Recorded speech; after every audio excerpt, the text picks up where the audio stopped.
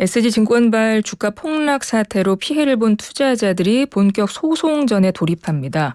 주가 조작 세력으로 지목된 라더기현 대표를 형사 고소하고 증권사를 상대로도 집단 손해배상 소송에 나서기로 했는데요.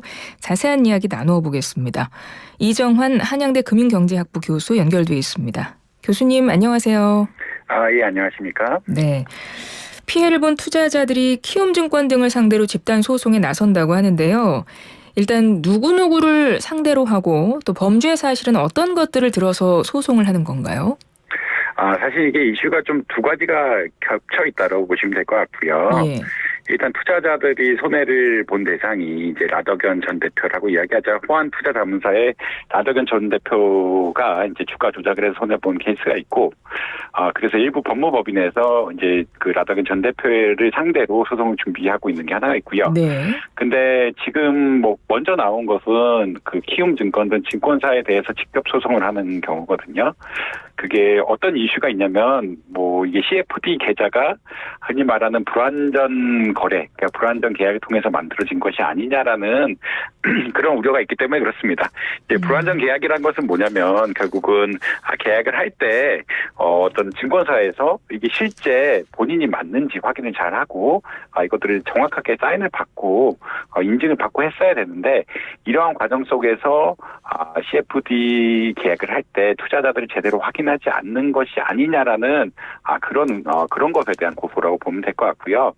그래서 원고들, 그냥 흔히 말하는 뭐 지금 피해자라고 하시는 분들은 나 대표한테 신분증하고 휴대폰을 맡긴 건 사실인데, 이제 본인 확인도 제대로 하지 않고 그냥 일반 주식을 산 게 아니라 고위험 파생 상품이라고 할 수 있는 차액 결제 거래라고 하죠. CFD 계좌를 만들어준 것이 키움증권의 잘못이 아니냐라는 그런 논지에 따라서 하고 있습니다. 그래서 피해자들 입장에서는 물론 신분증과 휴대폰을 맡긴 건 맞는데 이렇게 흔히 말하는 어디 전문 투자자들한테 발급을 해주는 이 차액 결제 거래 계좌를 개인에 대한 확인 없이 너무 쉽게 내준 것이 아니냐라는 그런 것에 대한 어떤 뭐 소송을 걸고 있는 것이고요. 이런 과정 속에서 불완전하게 정보를 파악을 해서 피해자들이 피해를 입었다라는 것을 강조하고 있다라고 보시면 될 것 같습니다. 네. 일단은 H투자자문회사의 라더기현 대표 포함해서 주가 조작 일당에 대한 소송이 하나 있고, 그리고 키움증권 포함해서 증권사에 대한 소송이 있고, 거기에는 CFD라는 어떤 불완전 거래에 대한 것에 대해서 소송을 했다, 이렇게 간략하게 정리를. CFD 계좌를 만드는데 이것들은 보통 일반 투자자들은 만들 수 없는 거고요. 전문 투자자들, 인증을 받은 사람들이 만들어야 되는데, 그것들에 대해서 계좌를 만들 때 정보를 너무 파악하지 않고 전화기하고 신분증만 가지고 만들었느냐, 요것이 아마 관건이 되는 것 같습니다. 그렇군요. 이번에 주가 조작 통로로 언급되는 게 방금 말씀하신 CFD 차액 결제 거래라고 하는데, 요거는 잠시 후에 다시 한번 여쭤보도록 하고요. 지금 소송이 진행된다고 정리를 해주셨어요. 주가 조작을 하려면 많은 돈이 필요할 거기 때문에 조작 세력이 기업인, 의사, 연예인 등을 끌어들인 것으로 보이고, 여기에 가수 임창정 씨가 또 얽힌 것으로 드러났습니다. 가수 박혜경 씨 이름도 나왔고요. 또 리조트 호텔을 운영하는 아난티의 이중명 정 회장도 투자에 참여했다가 큰 손해를 본 것으로 알려졌는데요. 모두 자신이 피해자라고 주장하고 있거든요. 어찌됐건 큰 손해를 봤다고 하니까요. 그런데 이들을 피해자로만 볼 수 있는지 좀 이 부분도 궁금하더라고요. 사실 이제 이번 사건에 있어서 뭐 중요하게 생각되는 부분, 물론 이제 검찰이 정확하게 계좌를 확인하고 어떻게 진행되어야 되는지 그걸 밝혀야만 명확히 아는 사실이긴 하지만요. 기본적으로 크게 두 가지가 이제 뭐 사건의 관건이 되고 있다라고 보시면 될 것 같습니다. 첫 번째는 흔히 말하는 다단계식으로 판매를 하지 않았느냐, 다단계식으로 투자자를 모으지 않았느냐라는 그런 게 하나가 있고요. 네. 두 번째로는 통정 거래라고 하죠. 그러니까 이제 다단계로 모은 계좌들끼리 서로 간에 이제 계좌 거래를 통해서 주가를 끌어올린 게 아니냐라는 크게 두 가지 측면이 있습니다.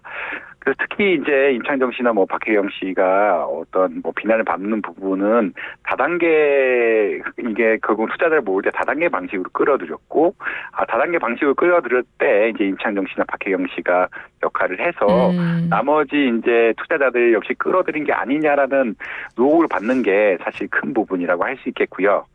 그다음에 뭐 원론적으로 말씀드리면 뭐 임창정 씨, 박혜경 씨 아니면 뭐 전반적인 이제 소액 투자자도 마찬가지인데 이번에 뭐 가장 큰 문제가 된 거는 사실 차명 거래거든. 차명 거래라고 네. 말씀드릴 수 있는데 본인이 공인인증서와 같은 본인 신분을 확인할 수 있는 것을 남한테 주고 아예 남들이 거래하게 했다는 것 자체 때문에 사실 피해가 좀 커졌다라고 많이 생각을 하고 있습니다. 왜냐하면 그러니까 개인들이 자기가 실제 거래를 하면서 투자 수익을 얻고 뭐 투자 손해를 얻는 것은 상관이 없는데 이것을 작전 세력에게 맡겨버리고 그것이 운용되게 했다. 이 자체가 사실 좀 문제가 굉장히 많이 되는 상황이거든요. 그것은 흔히 말하는 주식시장의 혼란을 가져올 수도 있고 지금 상황처럼 작전주에 이용될 수 있는 거기 때문에 하지 말아야 될 것이라고 보고 있거든요.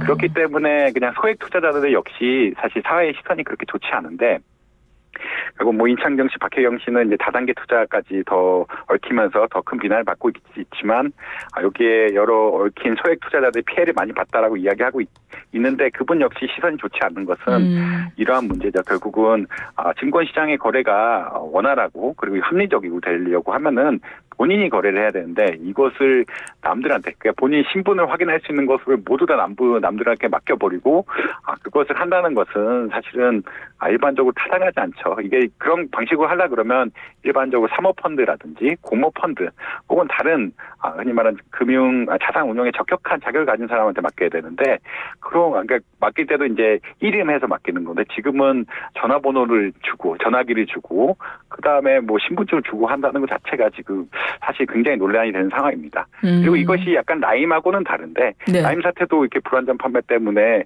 그렇게 된 것이 아니냐라고 하는데 라임의 케이스에 대해서는 뭐 사실 뭐 여전히 논의가 많이 나왔지만 계약하는 사람들이 계약을 잘 모르고 도장을 찍은 거고 본인들이 뭐 신분증을 제공하거나 이런 건 사실 아니거든요. 네. 신분증을 제공해서 그것을 통해서 작전 거래에 이용하게 하거나 그런 게 전혀 아니기 때문에 그쪽하고 동시에 비교하는 것은 맞지 않다. 그래서 뭐 여러 가지 이슈들이 겹쳐져 있는데 다단계 판매 이슈에 있어서 임창정 씨라든지 박혜영 씨 또 이중묘 회장 같은 분들이 이용이 됐다 그러면 뭐 어떻게 보면은 책임을 져야 된다는 의견들이 굉장히 많은 것 같고 일반적인 소액 투자자들 혹은 뭐 거액 투자자들 역시 뭐 피해자라고 보기는 굉장히 어려운 게 결국 이들이 준 계좌가 그리고 이들이 어떻게 보면은 정당하게 하지 않은 거래들이 결국 주식시장 전체에 타격을 입혔기 때문에 이것은 부정적으로 보는 견해들이 사회에서 굉장히 많다라고 보시면 될 것 같습니다. 예.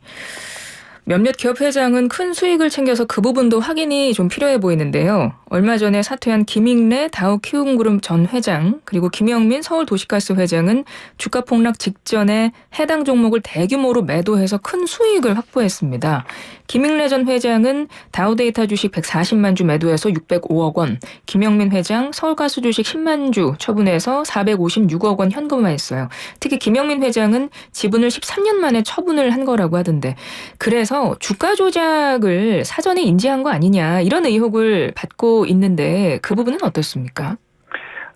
뭐 거의 인지를 했다고 보는 게 뭐 밖에서 보기에는 맞지 않냐라고 생각을 하고 있습니다. 예. 왜냐하면 이 주식이 사실 2020년하고 그러니까 서울가스 주가가 2020년에 비해서 10배가 올랐거든요. 결국 보면은 뭐 큰 이슈 없죠. 물론 이제 가스 가격이 오른다 뭐 이런 것도 있겠지만 이게 합리적이지 않게 10배나 오른 상황에서 경영자가 이것을 주시하지 않고 있다는 거 사실은 뭐 말이 안 된다라고 보시면 될 것 같습니다. 주가가 네.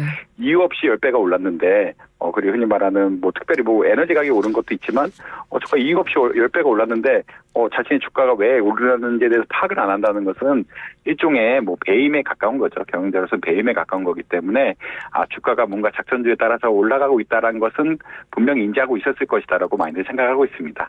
그렇지만 이제 좀 뭐 차이가 나는 것은 예. 이 김영민 회장이 지금 뭐 라더견 그 분하고 이제 공모를 했느냐 아니면 다른 쪽에서 소식을 듣고 그쪽에 작전 세력들이 있는데 특히 이제 그때 주식을 팔 때 작전 세력들 간에 어떠한 불화가 있었다라는 소문이 조금 있거든요. 그런 네. 뉴스를 듣고 이게 고점이다라고 해서 판 것이 아니냐라는 그런 뭐 두 가지 차이는 있긴 한데 근본적으로는 주가 조작은 거의 인지했을 것이라고 생각을 하고 있고요. 왜냐하면 이게 그러니까 기업인들, 흔히 말하는 내부자들은 기업의 상황을 너무나 잘 알기 때문에 주가가 이유 없이 오른다 그러면 체크를 해봐야 될 것이고 그 체크를 해보는 과정 속에서 뭐 작전 세력이 있을 것이다라는 것은 분명히 인지했을 것이다라는 건 알 수 있을 텐데 이게 적극적으로 공모를 해서 했느냐 아니면 이런 그 작전 세력이 있다는 걸 소식을 듣고 작전 세력끼리 불화가 나면서 이제 크게 피해를 볼 것이다라고 예측을 하고 그때 주식을 판 것이냐 아마 요런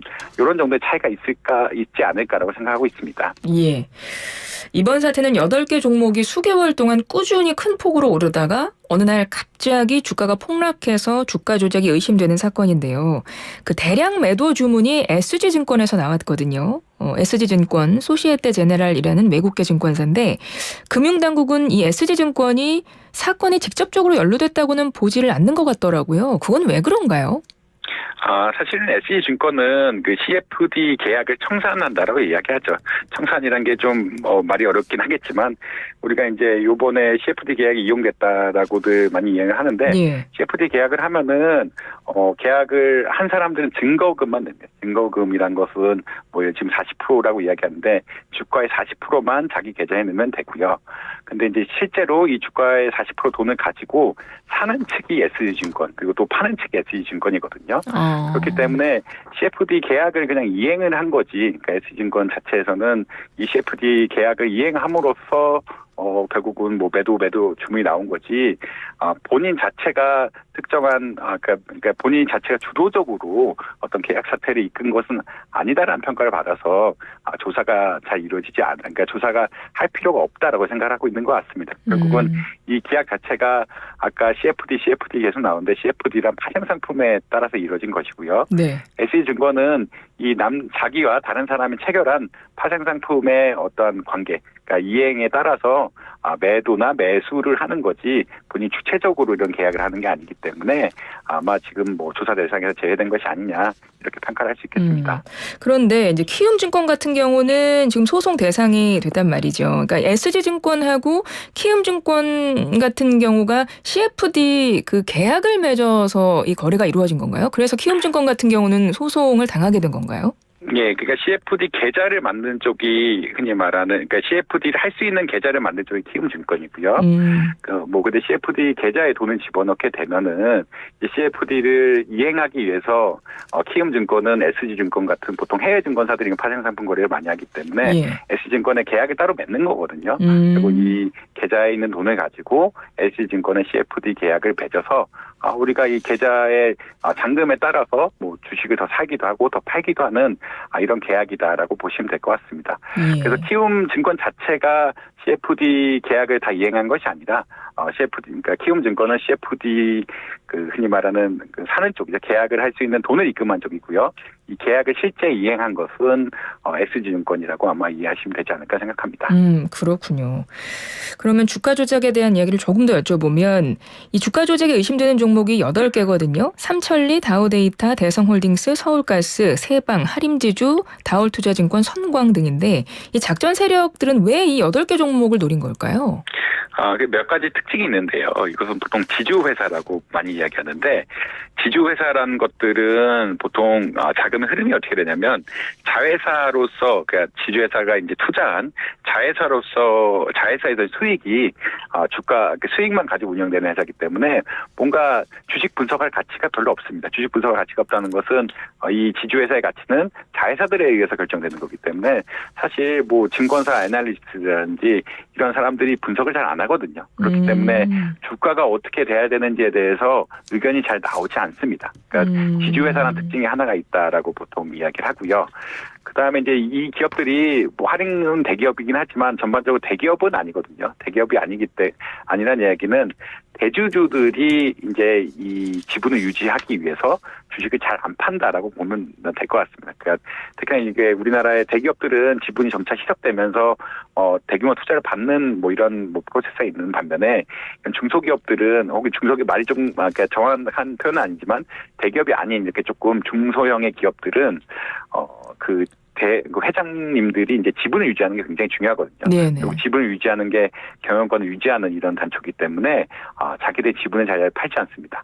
그렇다는 얘기는 어떤 얘기냐면 시세 조작을 할 때 사람들이 뭐 계속 이제 사고 팔고 하는데 대주주들이 공급을 많이 하게 되면 대주주들이 자기들 지분을 많이 팔아버리게 되면 가격이 폭락할 수밖에 없거든요. 예. 그렇다는 얘기는 가격 조작이 어려운데 이러한 세력들은 이렇게 대주주들이 지분을 많이 가지고 있고 안정적으로 가지고 있어서 되도록 뭐 아주 소량의 지분만 팔 수 있는 이러한 주식들을 집중적으로 공략을 해서 가격 조작에 사용했다라고 아마 보시면 될 것 같습니다. 그리고 지수회사니까 이 말한 애널리스트들의 분석에서 벗어나 있고 그다음에 대주주들이 지분을 많이 가지고 있을 인센티브를 가져서 자기네들 주가 조작을 하더라도 주가가 오른다고 할지라도 갑자기 대주주들이 팔면서 주가 다시 떨어지게 되는 상황을 만들지 않는 이런 케이스라고 보시면 될 것 같습니다. 네. 이번에 피해자들인 상당한 피해를 봤어요. 특히 이제 개미 투자자들, 나중에 들어간 개미 투자자들도 굉장히 큰 피해를 봤는데 아까 말씀하셨지만 차명 거래를 통해 이루어져서 피해자들이 본인의 동의 없이 뭐 주택담보대출 실행, 주식담보대출 실행해서 손해를 발생시켰다 이런 주장도 하고 있고요. 아까 CFD 설명하시면서 또 불완전 거래 말씀도 해주셨고 그러다 보니 이 금융당국의 대응에는 문제가 없었나, 왜 중간에 관리 감독이 잘 안 됐나 이런 문제도 나오는 것 같긴 하더라고요. 금융위가 좀 신속하게 대응했더라면 피해를 줄일 수 있지 않았을까요? 뭐 사실은 이게 작업 자체, 뭐 작전의 작업이라고 말씀드리기 좀 곤란하긴 하지만 이제 작전 자체가 한 3년간 지속됐기 때문에 뭐 금융위가 뭐 엄청 빠른 시점에서 하지 않았다 그러면 사실 접근하기는 어려웠을 거를 생각을 하고요. 이제 뭐 4월 초에 이제 제보를 받았는데 조금 늦은 것에 대해서는 뭐 비판의 여지는 분명히 있다. 근데 이제 그것이 워낙 3년 동안 아까 서울가스만 해도 10배 가량 올랐는데 그것에 대해서 뭐 미리 알고 대응하기 사실 좀 어려운 측면이 있다라고 보시면 될 것 같고요. 그리고 이것은 일반적인 작전 세력에 대한 뭐 감시 시스템하고도 연관이 있는데, 그러니까 주식의 작전 같은 것들이 연관되게 되면은 감독의 가장 1차적인 주체는 거래소입니다. 네. 한국 거래소에서 왜냐하면 계좌 같은 것들 그리고 지점 같은 그러니까 어느 계좌에서 어느 지점에서 어느 특정 증권사에서 이렇게 거래가 많이 이루어지는지를 파악을 해서 이것들이 단기적인 작전, 단기적인 주가 부양에 이용되지 됐느냐 안 됐느냐 파악을 하는 게 보통 시나리오인데 지금과 같은 케이스에 대해서는 장기적으로 조금씩 올렸기 때문에 이런 일단 거래소의 감시망에서 벗어나 있었거든요. 그렇기 때문에 사실 이게 뭐 밖에서 봤을 때는 이게 펀더멘탈에 따라서 뭔가 좋은 뉴스에 따라서 주가가 조금씩 오르는 건지 아니면 이게 진짜 작전 세력에 따라 조금씩 오르는 건지 굉장히 분간하기 어려운 맹점을 이용했다라고 보시면 될 것 같고요. 앞으로는 근데 이제 사실 이렇게 장기적으로 오르는 추세, 지나치게 많이 오르는 기업들에 대해서는 뭐 거래소라든지 금융감독원이라든지 금융위원회에서 전반적으로 뭐 관리 체계를 만들 필요는 있다라고 아마 생각하시면 될 것 같습니다. 네, 알겠습니다. 뭐 금융당국이 앞으로 이런 사태 반복되지 않도록 제도 개선에 나선다고 하니까요. 향후 이런 일 없도록 재발 방지책이 무엇보다 또 중요해 보입니다. 교수님 오늘 말씀 잘 들었습니다. 고맙습니다. 예, 감사합니다. 지금까지 이정환 한양대 금융경제학부 교수였습니다.